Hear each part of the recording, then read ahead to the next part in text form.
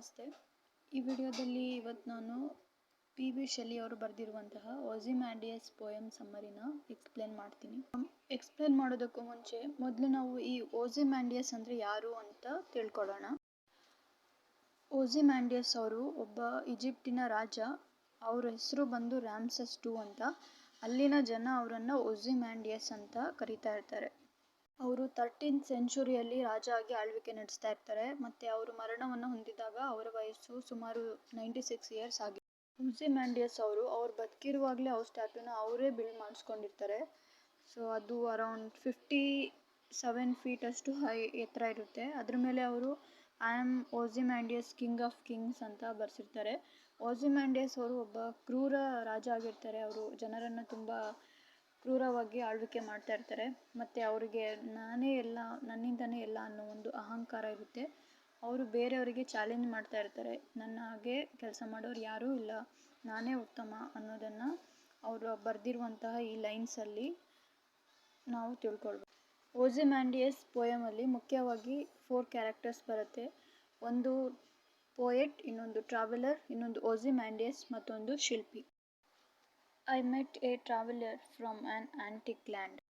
ಇಲ್ಲಿ ಐ ಅಂದರೆ poet P B. Shelley ಅವರು ಈ ಲೈನಲ್ಲಿ ಹೇಳ್ತಾ ಇದ್ದಾರೆ, ಅವರು ಒಬ್ಬ ಟ್ರಾವೆಲರ್ನ ಮೀಟ್ ಮಾಡಿದ್ರು ಆ್ಯಂಟಿಕ್ ಲ್ಯಾಂಡ್. ಆ್ಯಂಟಿಕ್ ಲ್ಯಾಂಡ್ ಅಂತ ಹೇಳಿದ್ರೆ ಹಳೆ ಕಾಲದ ಅಥವಾ ಪುರಾತನ ಕಾಲದ ಜಾಗ ಅಂತ. Who said 2 vast and trunkless legs of stone. ಈ ಸೆಕೆಂಡ್ ಲೈನಲ್ಲಿ ಕವಿ ಹೇಳ್ತಾ ಇದ್ದಾರೆ, ಆ ಟ್ರಾವೆಲರ್ ಕವಿಗೆ ಏನು ಹೇಳ್ದ ಅಂತ.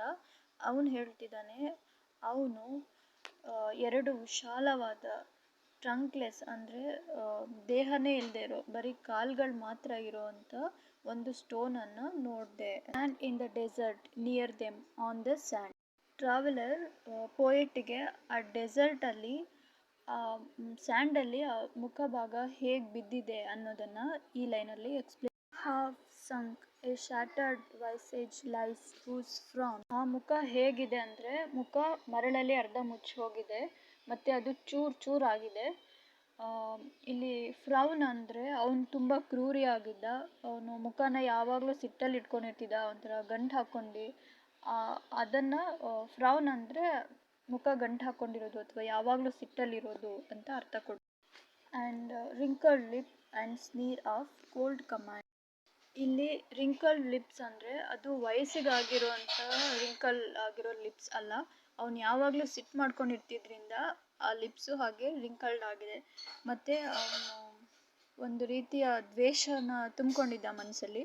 ಈ ಕೋಲ್ಡ್ ಕಮಾಂಡ್ ಅಂತ ಹೇಳಿದ್ರೆ ಅವನಿಗೊಂದು ಒಳ್ಳೆ ಮನಸ್ಸೇ ಇರಲಿಲ್ಲ, ಅವನು ಎಷ್ಟು ಕ್ರೂರವಾಗಿದ್ದ ಅನ್ನೋದನ್ನು ಸೂಚಿಸೋಕೆ ಈ ಕೋಲ್ಡ್ ಅನ್ನೋ ವರ್ಡನ್ನು use. Tell that its sculptor well those passions. ಇಲ್ಲಿ ಆ ಶಿಲ್ಪಿ ಆ ರಾಜ ಹೇಗಿದ್ದ ಅದನ್ನು ವಾಸ್ತವಿಕವಾಗಿ ಅವನನ್ನು ಅರ್ಥ ಮಾಡಿಕೊಂಡು, ಅವನ ಮುಖಭಾವ ಹೇಗಿತ್ತು, ಅವನ ಎಕ್ಸ್ಪ್ರೆಷನ್ಸ್ ಹೇಗಿತ್ತು, ಅವನು ಹೇಗಿದ್ದ ಹಾಗೆ ಪೂರ್ತಿ ಅವನನ್ನು ಅರ್ಥ ಮಾಡಿಕೊಂಡು ಹಾಗೆ ಅದನ್ನು ಕೆತ್ತಿದ್ದ. Which yet survive stamped on these lifeless things. ಅಂದರೆ ಆ ರಾಜ ಇವಾಗ ಬದುಕಿಲ್ಲದೆ ಇರ್ಬೋದು, ಆದರೆ ಅವನ ಕ್ರೌರ್ಯ, ಅವನ ಗುಣ ಆಗಿರ್ಬೋದು ಅಥವಾ ಅವನ ಮುಖಭಾವ ಹೇಗಿತ್ತು ಅನ್ನೋದು ಆ ಶಿಲ್ಪಕಲೆಯಲ್ಲಿ ಇನ್ನೂ ಕೂಡ ಉಳ್ಕೊಂಡಿದೆ. The hand that mocked them and the heart that fed. ಇಲ್ಲಿ ದ ಹ್ಯಾಂಡ್ ಅನ್ನೋದನ್ನು ಶಿಲ್ಪಿಗೆ ರೆಫರ್ ಮಾಡಿ ಹೇಳ್ತಾ ಇದ್ದಾರೆ. ಅಂದರೆ ಆ ಶಿಲ್ಪಿ ಏನಿದ್ದ ಅವನು ರಾಜನ ಕ್ರೌರ್ಯನ ಅಥವಾ ಅವನು ಎಷ್ಟು ಕೆಟ್ಟವನಾಗಿದ್ದ, ಅವನಿಗೆ ಒಳ್ಳೆ ಮನಸ್ಸಿರಲಿಲ್ಲ, ಒಳ್ಳೆ ಹಾರ್ಟ್ ಇರಲಿಲ್ಲ. ಹಾರ್ಟ್ ಅನ್ನೋದನ್ನು ರಾಜನಿಗೆ ರೆಫರ್ ಮಾಡಿ ಹೇಳ್ತಾ ಇರೋದು.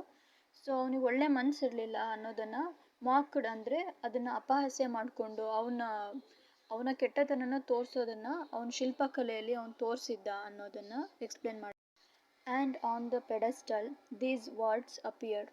ಓಸಿಮ್ಯಾಂಡಿಯಸ್ನ ಮೂರ್ತಿನ ಇಡೋದಕ್ಕೆ ಅಂತ ಒಂದು ಸ್ಟ್ಯಾಂಡ್ ಇರುತ್ತಲ್ಲ, ಅದನ್ನು ಪೆಡಸ್ಟಲ್ ಅಂತಾರೆ. ಅದ್ರ ಮೇಲೆ ಏನು ವರ್ಡ್ಸ್ ಬರೆದಿತ್ತು ಅನ್ನೋದನ್ನು ನೆಕ್ಸ್ಟ್ ಲೈನಲ್ಲಿ ಎಕ್ಸ್ಪ್ಲೇನ್ ಮಾಡಿ. My name is Ozymandias king of kings, look on my works ye mighty and despair. ಈ ಲೈನ್ಸು ಓಸಿಮ್ಯಾಂಡಿಯಸ್ ಅಹಂಕಾರದಿಂದ ಹೇಳ್ತಿದ್ದಾನೆ. ನನ್ನ ಹೆಸರು ಓಸಿಮ್ಯಾಂಡಿಯಸ್, ನಾನು ರಾಜರಿಗೆ ರಾಜ, ನಾನು ಮಾಡಿರೋಂಥ ಕೆಲಸಗಳನ್ನು ನೋಡಿ ಇದು ನಿಮ್ಮ ಕೈಲಿ ಮಾಡೋಕ್ಕಾಗಲ್ಲ ಅನಿಸುತ್ತೆ ಅಂತ ಅವ್ರಿಗೆ ಚಾಲೆಂಜ್ ಮಾಡೋ ರೀತಿಯಲ್ಲಿ ಹೇಳಿದ್ದಾನೆ. ಇದನ್ನು ಬರೆದಿರೋದು ಶಿಲ್ಪಿನೇ. ಅವನು ಆ ರಾಜನಿಗೆ ಎಷ್ಟು ಅಹಂಕಾರ ಇತ್ತು ಅನ್ನೋದನ್ನು ಅವನ ಲೈನ್ಸಲ್ಲಿ nothing beside remains round and decay of that colossal wreck boundless and big.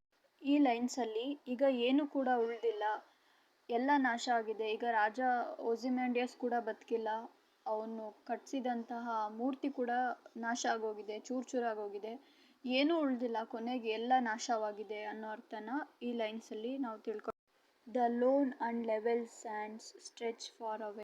ಈ ಕೊನೆ ಲೈನಲ್ಲಿ ಏನು ಹೇಳ್ತಿದ್ದಾರೆ ಅಂದರೆ, ಆ ಮರಳ ಹತ್ರ ನಿಂತ್ಕೊಂಡು ನೋಡಿದ್ರೆ ಎಷ್ಟು ದೂರ ನೋಡಿದ್ರು ಬರೀ ಖಾಲಿ ಮರಳೇ ಕಾಣಿಸ್ತಿದೆ, ಅಲ್ಲಿ ಏನೂ ಕಾಣಿಸ್ತಿಲ್ಲ, ಏನೂ ಉಳಿದಿಲ್ಲ, ಅವನು ಕಟ್ಟಿಸಿದಂಥ ಮೂರ್ತಿ ಕೂಡ ಎಲ್ಲ ನಾಶವಾಗಿದೆ.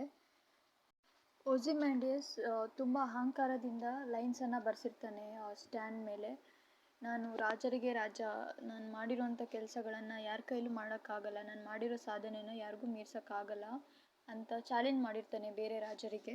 ಓಸಿಮ್ಯಾಂಡಿಯಸ್ ಅವನ ಮೂರ್ತಿನ ಕಟ್ಟಿಸಿರ್ತಾನೆ. ಅವನು ಅಂದ್ಕೊಂಡಿರ್ತಾನೆ ಅವನು ಮರಣವನ್ನು ಹೊಂದಿದ ನಂತರ ಕೂಡ ಮೂರ್ತಿ ಮೂಲಕ ಅವನು ಶಾಶ್ವತವಾಗಿರ್ಬೋದು ಅಂತ. ಬಟ್ ಈಗ ಓಸಿಮ್ಯಾಂಡಿಯಸ್ ಕೂಡ ಬದುಕಿಲ್ಲ, ಅವನು ಮಾಡಿರೋ ಕೆಲಸಗಳನ್ನು ಯಾರೂ ನೆನಪಿಟ್ಕೊಂಡಿಲ್ಲ, ಅವನು ಕಟ್ಟಿಸಿದಂಥ ಮೂರ್ತಿ ಕೂಡ ಪೂರ್ತಿ ನಾಶವಾಗಿ ಹೋಗಿದೆ. ಸೊ ಪೋಯೆಟ್ ನಮಗೆ ಈ ಪದ್ಯದಲ್ಲಿ ಏನನ್ನು ತಿಳಿಸಿದ್ದಾರೆ ಅಂತ ಹೇಳಿದರೆ, ಒಬ್ಬ ಮನುಷ್ಯ ಒಳ್ಳೆ ಕೆಲಸಗಳನ್ನು ಮಾಡಿದರೆ ಅವನು ಜನರ ಮನಸ್ಸಲ್ಲಿ ಕೊನೆ ತನಕ ಉಳ್ಕೊಳ್ತಾನೆ. ನಾವು ಮಾಡೋ ಕೆಟ್ಟ ಕೆಲಸ ಆಗಿರ್ಬೋದು ಅಥವಾ ಏನೇ ಕ್ರೌರ್ಯ ಇದ್ದರೂ, ನಾವು ಎಷ್ಟೇ ಅಹಂಕಾರದಿಂದ ಬದುಕಿದ್ರೂ ಕೂಡ ಕೊನೆಗೆ ಎಲ್ಲ ನಾಶ ಆಗುತ್ತೆ, ಏನು ಕೂಡ ಉಳಿಯೋದಿಲ್ಲ ಅನ್ನೋದನ್ನು ಈ ಪದ್ಯದ ಮೂಲಕ ನಾವು ತಿಳ್ಕೊಳ್ಬಹುದು. Thank you.